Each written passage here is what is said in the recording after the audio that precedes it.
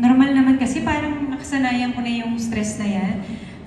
Sa lahat ng mga pinagdaanan ko sa buhay, parang pinatatag na ako nung stress. Tsaka parang, well, si Dennis kasi napakabait na partner. So ang ganda ng tandem namin dalawa. Na pag ako yung nasa stress at hindi ko alam ang gagawin ko, siya yung, teka, ako muna, relax ka lang dyan. Matulog ka, yung, ano ka lang, mag-relax, anong gusto mo, yung ganun. Tapos pag ako rin, ako naman yung relax, siya naman yung nasa stress, ako naman yung magte-take over. Halika, ipapasyal kita, yung ganyan. So maganda yung team namin na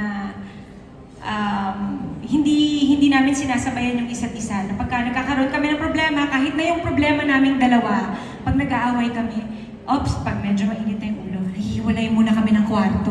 Magkukulong ako dito, doon siya sa kabila.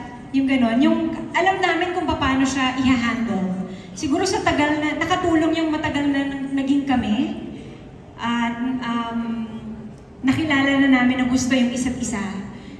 So pag kami mga nakaka-stress or may mga problema, alam na namin kung paano i-handle. Talagang syempre, hindi naman pwedeng hindi ka maapektuhan, di ba? Madalas kahit na alam mo na minsan napagdaanan mo na, tapos ulit na lang ulit. Stress ka ulit, di mo maiiwasan. Pero nagpapasalamat ako na yung mga tao sa paligid ko, nandyan sila para kalmahin ako, nandyan sila para tulungan ako. At maswerte ako na hanggang ngayon, nandyan pa rin sila para suportahan ako. Sila Tita Becky, ang aking mga manager, sila Jan, yung mga mahal ko sa buhay, at soon si ate, kukulitin ko na to. Ate, ano magagawin ko dito? Ate, madadagdagan yung stress mo. Actually, expect ako lang ng mga anak ko. Di ba? Full of wisdom yan si Ma'am Ray.